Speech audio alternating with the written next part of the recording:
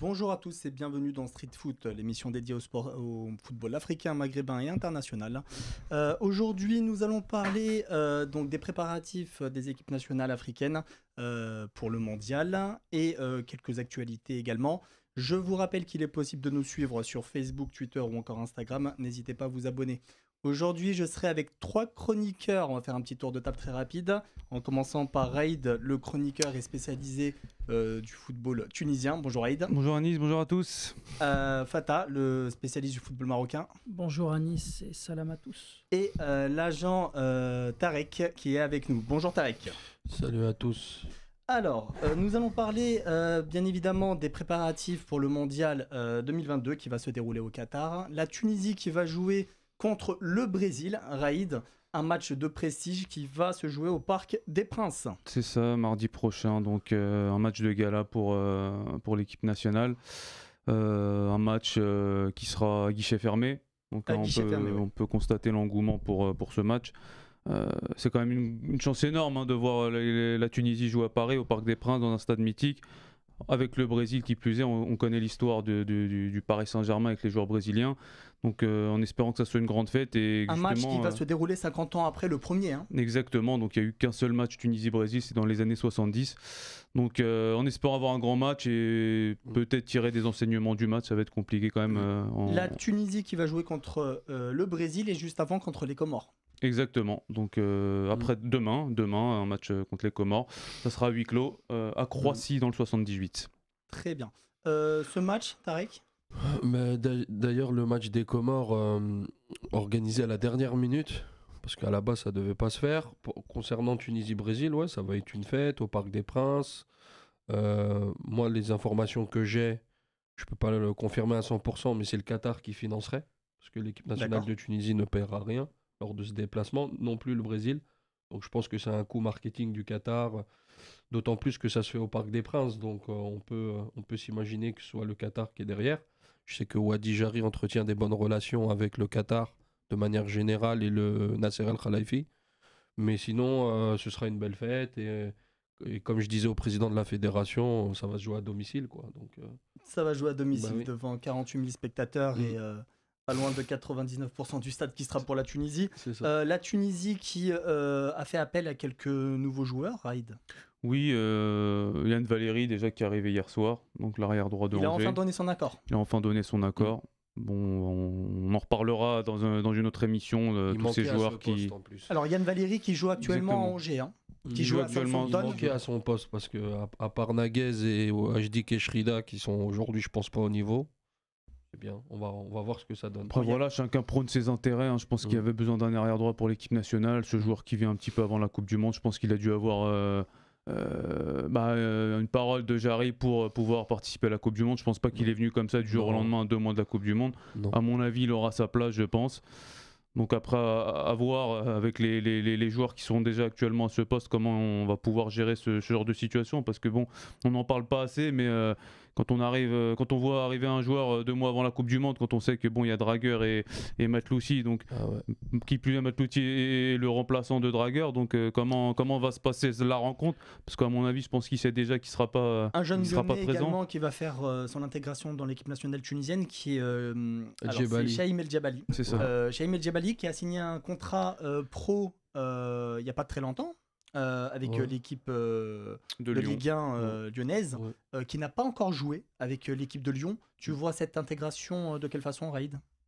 C'est pareil, hein, je pense que c'est un débat qu'on devrait approfondir. C'est tous ces joueurs qu'on fait signer en fait, dès le plus jeune âge. On ne connaît pas véritablement leur talent. On les fait signer justement avec cette nouvelle politique aujourd'hui des fédérations, surtout en Afrique, c'est-à-dire de pêcher les jeunes talents dès leur plus jeune âge pour pouvoir justement jouer avec leur équipe d'origine. Avec leur pays d'origine plutôt. À voir, on a aussi parlé d'Ismaël Garbi qui est toujours pas là, qui a d'ailleurs accepté sa convocation avec les espoirs espagnols. Après, je suis pas sûr que ça soit des joueurs aujourd'hui, enfin, du moins jusqu'à aujourd'hui, c'est pas des joueurs qui vont nous apporter un plus pour la Coupe du Monde. Alors est-ce que ce joueur-là il jouera la Coupe du Monde, j'en sais rien, je sais pas. Mais là, en tout cas, il est là, il est présent pour cette double confrontation contre les Comores et les Brésil. à voir ce qu'il va proposer, est-ce qu'on va le faire jouer aussi. Alors d'un point de verra. vue sportif, très rapidement pour clore ce match Tunisie-Brésil, vous le voyez comment? Est-ce que c'est intéressant au vu du mondial, sachant que le Brésil aujourd'hui a des individualités, ça peut faire Tu parles penser de un qui, peu. de El Djabali? Non, Tunisie-Brésil. Là, je suis sur le Tunisie-Brésil. match Tunisie-Brésil. Est-ce que c'est intéressant au vu du mondial? Ah ben bien sûr, je pense que c'est intéressant de se confronter à une grosse équipe et connaître, on va dire, les limites de l'équipe nationale de Tunisie, parce qu'à part grosse surprise, je vois pas la Tunisie gagner. Maintenant, on sait jamais, ça reste un match amical, mais je pense que les deux vont le prendre au sérieux, ce match-là, parce que c'est la préparation. Sachant que le Brésil joue contre le Ghana quelques jours avant. Voilà, donc eux, ça leur sert aussi de se confronter, je me rappelle plus de leur groupe, mais eux, ça leur permet de se confronter à des équipes africaines, ce qu'ils n'ont pas l'habitude, ils n'ont pas souvent Le l'occasion. Brésil est avec le Cameroun. D'accord, donc voilà. Donc voilà pourquoi ils vont rencontrer le Ghana et la Tunisie, c'est que ils D'accord. veulent un peu mesurer aussi le niveau des équipes Après, africaines. mine de rien, bon, pour la Tunisie, ça reste quand même une équipe qui, bon, c'est pas forcément le même jeu que la France, mais en termes d'individualité, il y a quand même des joueurs. Voilà, vous avez Vinicius qui peut ressembler, on va dire, un petit peu au profil On a ce d'Mbappé, côté on a possession Benzema, de balle qu'on Neymar. peut retrouver avec le Brésil et la France. Exactement, ça C'est-à-dire sera qu'ils vont le avoir même. le ballon et voir les Tunisiens comment ils vont Exactement. se... Bah, ils vont jouer comme ils ont l'habitude de faire, les Tunisiens, ils vont jouer compact et ils vont essayer d'aller en contre, hein, tout simplement. Mais après, au niveau effectif, il n'y a pas photo entre les deux équipes, hein. Ouais. La Tunisie est vraiment en deçà de... Bien sûr. en Après, ça dessous reste qu'un match et sur Ah, voilà, un match, faut tout se peut rendre passer. compte. de l'effectif Ouais, puis il brésilien. faut se rendre compte vraiment de la chance qu'on a de voir un match Tunisie-Brésil à Paris. Enfin, c'est énorme, hein. C'est vraiment quelque chose Merci de. le Qatar. Merci le Qatar. Ouais. On va passer au Maroc. Le Maroc qui va jouer contre des équipes 100% latines. Le Paraguay. Alors, Fatah. il me semble qu'il y a un match ce aujourd'hui soir hein, avec face à Madagascar, je avec crois. Madagascar qui a été planifié au dernier moment. D'accord, au dernier moment. Donc l'équipe du Maroc joue contre le Madagascar ce soir et ensuite va rencontrer le Paraguay et Le Chili d'abord. le Chili vendredi, ensuite. c'est une bonne et équipe, ensuite Chili. le Paraguay mardi. Bah, après, ces deux sélections latines qui ne sont pas qualifiées pour le mondial. Ouais. Mais on sait Bah, que. de bonne qualité de toute Ouais, façon. ouais, hein, de oui, bonne on est- qualité. Après, on connaît les équipes sud-américaines avec plein de hargne, très grinta dans les duels, etc. Maintenant, on sait que toutes les sélections qualifiées au mondial ont eu la même problématique, c'est-à-dire celle de trouver des sélections contre qui jouer, notamment européennes. Malheureusement, en Europe, on joue la Ligue des Nations à cette date FIFA, donc ça va être très compliqué de pouvoir voir des confrontations de sélections africaines contre des sélections européennes. C'est pour ça que d'ailleurs, soit on se rencontre entre nous, africaine contre africaine comme c'est Tunisie, Madagascar Comores, ou Tunisie ou Algérie, Nigeria, même si elle Bien n'est sûr. pas qualifiée pour le mondial, et des sélections contre des sélections sud-américaines. Alors, le Maroc qui a changé de sélectionneur. Bonne nouvelle, Fatah? Bah après, c'était un serpent de mer. Ça revenait c'est revenu après la CAN, c'est revenu avant la double confrontation contre le Congo, c'est revenu après le Congo. Ça a été un peu le tube de l'été du côté du Maroc. Bon, est-ce que c'est une bonne chose? Bah, l'avenir nous le dira, j'ai envie de te dire. En tout cas, Maintenant, c'est sûr que- le retour de Ziyech. C'est sûr que maintenant les cartes elles sont redistribuées, c'est pour ça qu'on a vu le retour de Ziyech. On a eu aussi l'apport de deux nouveaux, à savoir le milieu de terrain Sabiri qui joue à la Sampdoria Gênes et Chedira, l'attaquant de Bari en série B, qui peut apporter pas mal de solutions sur le front de l'attaque. On sait que notamment il y a une grave blessure de Tissou Dali. On sait que Nesri est en méforme depuis sa blessure et depuis son Covid de l'année dernière. Chedira va apporter, je pense, pas mal de solutions sur le front de l'attaque. En tout cas, on verra s'il pourra être à la hauteur. Chabi convoqué ou pas? Chabi de Pyramides. Chibi. Ah, Chibi, Chibi, pardon. non, il n'est pas convoqué. Chibi, non. D'ailleurs, il a été transféré aux Pyramides. Donc on verra. Après, je ne sais pas si on pourra tirer des enseignements, mais en tout cas, on verra la patte Regragui très rapidement. Hein. Alors, qu'as-tu pensé des premiers sélectionnés du côté du Maroc? On a vu que du côté de Wydad, il avait convoqué le numéro 8. Après Regragui, il vient Jabran. de prendre, de faire une liste assez élargie de 31 joueurs. Il travaille un peu dans l'urgence. Il a bien expliqué qu'il n'allait pas tout démolir. Hein. Il y a eu un travail assez remarquable de coach Vaïd. Maintenant, c'est vrai que dans tout ce qui est joie de vivre, la vie du groupe, les conflits, la communication, Regragui, il va gérer. Il l'a déjà montré avec le Wydad, qu'il a réussi à remettre en selle des joueurs qui étaient complètement perdus, comme Até Allah, l'arrière latéral gauche, comme Moutaraji, le double buteur face à l'Ahli en finale de la LDC en Afrique. Il a réussi à remettre pas mal d'entrain et a réussi à faire des miracles avec pas grand-chose a priori sur le papier. Donc c'est ce qu'on lui demande de faire avec le Maroc, sachant qu'il y a un groupe de qualité avec des nouveaux qui vont devoir s'intégrer. Le Maroc, Raïd, tu les vois comment pour cette Coupe du Monde? Bah, je pense que c'est quand même un pari assez risqué d'avoir changé de coach à 2 mois du mondial. Après, je pense qu'il fallait le faire. Malheureusement, je dirais, on a trop tapé sur Veid Halilhodžić, moi, du côté marocain. Je pense que le principal responsable, c'est Lekjer qui a choisi justement ce coach, qui a fait en sorte, on va dire, qui a rempli sa mission, hein, Fatah. Hein. Il est parti au mondial. Il est parti au mondial. Après, faut voir le parcours, en fait. Ouais, faut voir le parcours. Ouais. Le parcours entre il fait allusion, à mon avis, au match qui se sont toujours au Maroc. Ouais, non, mais les éliminatoires, après la CAN, bon, le seul vrai test, ça a été contre l'Égypte. Donc là, on a vu vraiment le test pour le Maroc. Après, la RDC, c'est pas un test. Enfin, la RDC, c'est complètement aux abois. Aujourd'hui, bon, ils ont la chance quand même d'avoir Regragui, qui est quand même un très bon entraîneur en Afrique. Donc je pense que déjà, la bonne chose pour le Maroc, c'est d'avoir Regragui. Maintenant, de remanier toute l'équipe à 2 mois du mondial, de ramener Ziyech, parce qu'il faut savoir qu'il y a des joueurs, enfin, le peuple marocain est content de voir Ziyech, mais croyez-moi, il y a des joueurs qui sont pas contents de le revoir, il y a des joueurs qui commencent à prendre leur marque. Maintenant, Ziyech, il est là, il va reprendre, on va dire, le flambeau, ça va être le chef de file de l'équipe. On le voit. Vas-y. Après, pour rebondir sur ce que tu dis, Ziyech côté droit, on l'a vu de toute façon pendant la CAN qu'on avait besoin de quelqu'un côté droit. Côté gauche, on est bien pourvu, mais côté droit, il a laissé son absence.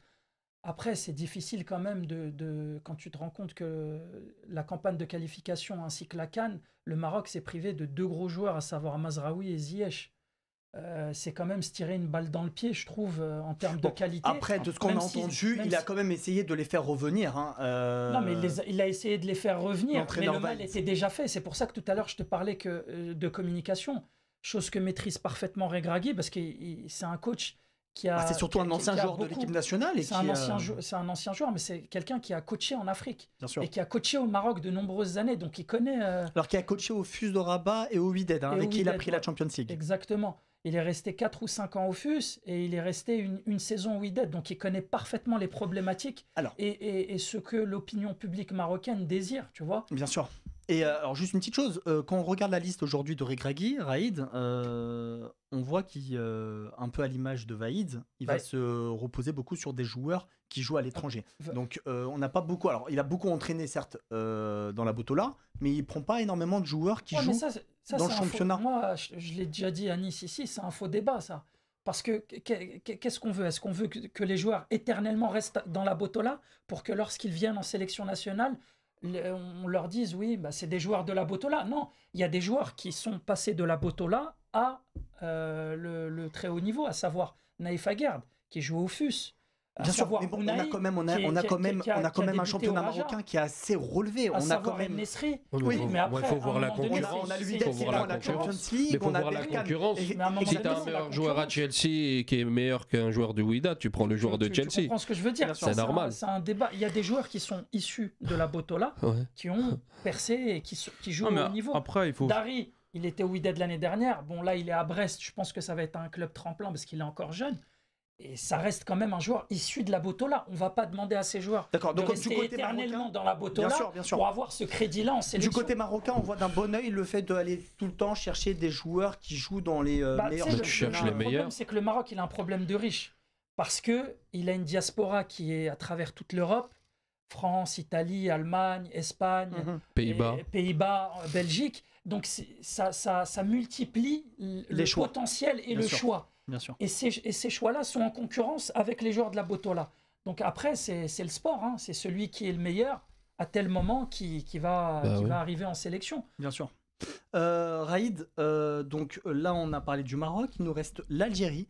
L'Algérie qui va jouer donc un match amical contre le Nigeria, un match amical qui va se jouer à Oran. Donc ça faisait très longtemps que les Algériens n'avaient pas joué dans un autre stade que celui de Blida. Blida, ça y est. Oui. C'est terminé, hein, la superstition, elle est terminée à Blida. Donc, Algérie-Nigeria, Belmadi qui fait appel à Delors. Delors qui était écarté ces derniers temps. Le retour de Delors, après je pense qu'il n'y a pas non plus beaucoup de choix du côté algérien en termes de numéro 9. Bon, il y a Slimani, mais derrière Slimani, il n'y a plus personne. il y a Bounedjah et Carbo. Il est terminé, je pense. Ouais. Je pense pas qu'il reviendra, enfin du moins pas pour le moment, il reviendra en sélection. Il est obligé de rappeler dehors. Je pense que là, il y a besoin de résultats pour les Algériens. Ils sont dans l'obligation, on va dire, de se qualifier pour la CAN, pour oublier l'énorme échec de la Coupe du Monde. Belmadi, il est dans le speed. Faut des résultats et vite. Les Algériens aujourd'hui sont pas contents de ce qui s'est passé. Aujourd'hui, on voit avec les journalistes que c'est de plus en plus compliqué en termes de communication avec Belmadi. On l'a vu là, durant la dernière conférence de presse, ça a vraiment chauffé entre les journalistes et Belmadi. Bon, aujourd'hui, à voir. Il y a des joueurs comme Ounas maintenant qui font leur petit trou en Ligue 1 avec Lille. Il y a des joueurs qui sont là pour justement rentrer petit à petit dans l'équipe A. Il y a une équipe en reconstruction. La CAN est normalement en 2024, visiblement. Elle ne sera pas en janvier, elle sera pas en juin 2023. Donc il y a encore un peu plus d'un an pour construire une équipe et aller en Coupe d'Afrique pour essayer d'avoir un résultat. En tout cas, les Algériens qui vont tout faire pour essayer de retrouver leur niveau, hein, après cet accident contre le Cameroun qui leur a privé de mondial. Les Algériens qui vont jouer contre le Nigeria et ensuite, de toute façon, leur seul objectif, ça sera de faire une bonne figure Fata lors de la prochaine CAN à l'Algérie. Ouais, je pense que c'est le prochain objectif. Après, comme l'a dit Raïd, c'est vrai que ça a pas mal chauffé en conférence de presse, j'ai envie de dire comme d'habitude. C'est vrai avec le caractère de Belmadi. Ouais, c'est un peu le Jamel Comedy Club. Quand on regarde ça, on passe du rire aux larmes assez rapidement parce que c'est... j'ai envie de dire c'est un peu ce à quoi il nous a habitués et je pense que lui en restant au poste forcément il était prévenu déjà. Maintenant côté algérien, oui, il y a le retour de Nabil Bentaleb d'Angers qui est le capitaine d'Angers. Je pense que au milieu de terrain ça peut apporter un peu plus de caractère qui manque un peu à cette équipe, surtout notamment au milieu de terrain, parce que Benasser et Zerouki sont pas très connus pour avoir une grinta. En tout cas, Benasser qui fait des très bons matchs avec l'AC Milan. Ouais, je pense que le départ de Kessié l'a libéré, l'a installé définitivement aux côtés de Tonali. Après, oui, le retour de Delors, malheureusement ou heureusement, je sais pas ce qu'il donnera, mais c'est vrai que quand on l'entendait en conférence de presse il y a quelques mois, il l'avait pas mal allumé, notamment chez Jérôme Roten. Le voir le rappeler, c'est bizarre un petit peu. Je pense que c'est un peu dans l'urgence parce qu'il n'y a pas, comme il l'a dit. Il n'y a pas de numéro 9 aujourd'hui. Après, je pense que c'est plutôt le problème des binationaux qu'il avait annoncé il y a un mois quand il s'est maintenu. Je pense qu'il l'avait annoncé justement pour dire qu'il était sur un nouveau projet, pour expliquer pourquoi il était resté. Maintenant, ces binationaux ne sont pas arrivés parce qu'on avait entendu pas mal de noms circuler durant cet été. Exactement, en parlant des binationaux, il n'y en a aucun pour l'instant. C'est souvent un peu le problème de Belmadi, c'est qu'il allume le feu et derrière il s'étonne que ça brûle. Ouais. Et en parlant des binationaux, il y a aussi le cas du Lyonnais, Aouar. Aouar, oui, il y a Aouar et Adli en fait, mais on l'entend en fait, il le dit à demi-mot, mais on l'entend dans la dernière conférence de presse. Où il dit qu'en gros, il les a sollicités. D'accord. Maintenant, aujourd'hui, quand ça parle de concret, pour reprendre ses mots, quand ça parle de concret, c'est-à-dire venir en sélection, ça chipote un peu. Donc c'est soit les parents, soit le joueur qui n'est pas sûr à 100%. En fait, ils gagnent du temps, les joueurs, concrètement. Là, on parle de Aouar et Adli, ils gagnent du temps. Ils ne veulent pas venir tout de suite.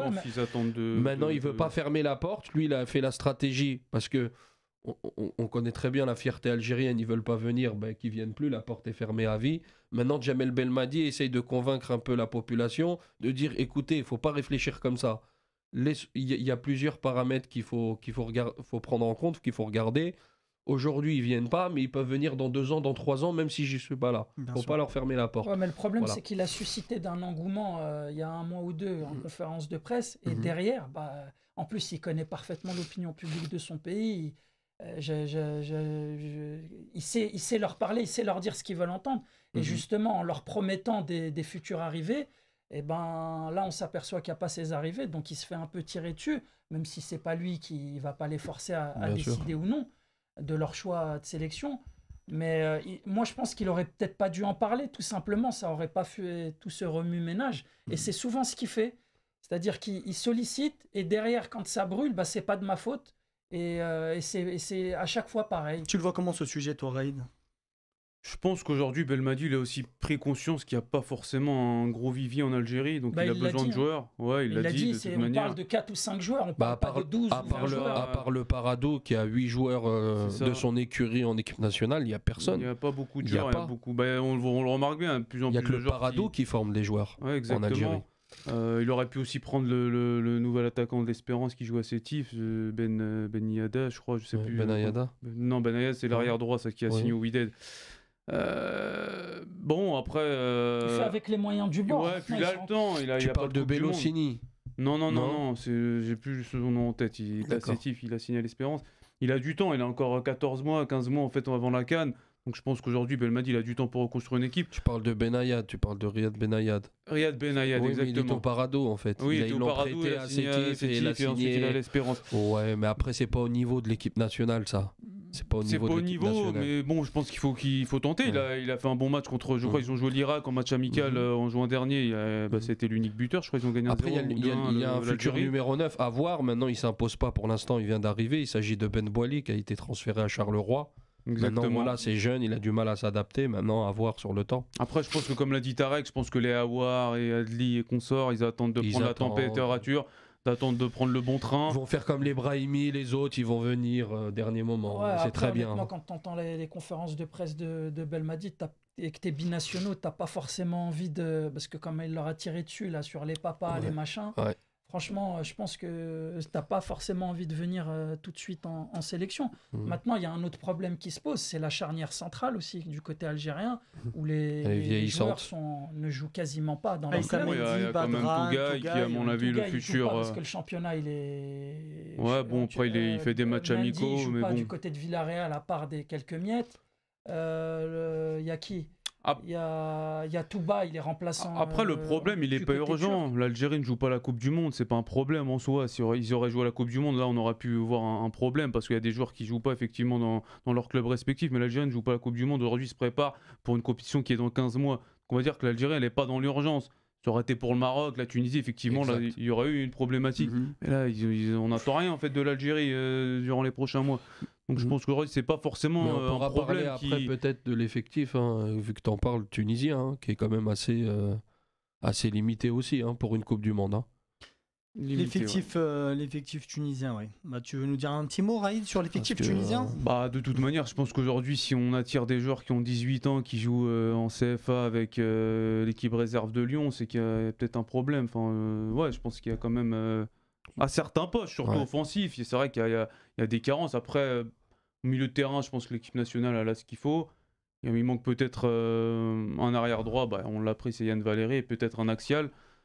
Après, voilà, si on doit. Et un attaquant aussi. Moi, j'ai Oui, fait c'est vrai le que je dis tour, au niveau j'ai fait le offensif. tour des effectifs et je peux te dire que franchement, j'ai pas trouvé plus faible là aujourd'hui. Hein. Même au niveau africain, tout le monde est. Après, ça, tout le monde on au-dessus, le hein. pour rebondir, on le savait un petit peu. Quoi. Bah oui. L'effectif tunisien, c'est pas C'est des compliqué, grandes hein. stars, ça reste La Tunisie un n'a jamais eu collectif. de Ouais. très grands Ça joueurs. reste un Non, mais collectif. regarde. Hormis Abdenour à un moment donné ou Non. Atem Non, Trabelsi. parce que si tu vois, on le prend seul ballon l'exemple- d'or que la Tunisie a eu, c'est l'attaquant. là, Tarek celui- Dieb. Tarek Dieb, Oui. ouais. C'est le seul ballon d'or, donc ça te montre bien Ballon que... africain, tu veux dire. Ouais, ballon d'or africain, oui. Oui. oui. Ça Non, n'empêche mais- pas la Tunisie d'être tout le temps assez souvent Ouais, en tout voilà, cas c'est au un mondial, collectif. tout le temps en Coupe d'Afrique C'est un- depuis 94 c'est un et collectif. être une des meilleures équipes Ouais, je suis du d'accord. continent. C'est plus un bloc qui est compact. Bah, et, D'ailleurs, je suis pense que d'accord. face au Brésil, je pense qu'ils vont pas jouer... Mais tu vas en Coupe du Monde pour jouer rien assez faire, ça ouvert. sert à rien. Soit de te faire voler comme en 98, en 2002, même en 2006. Regarde, en 2006, on avait une équipe quand même de Spartiates. Au niveau africain, on n'a rien fait. Hein.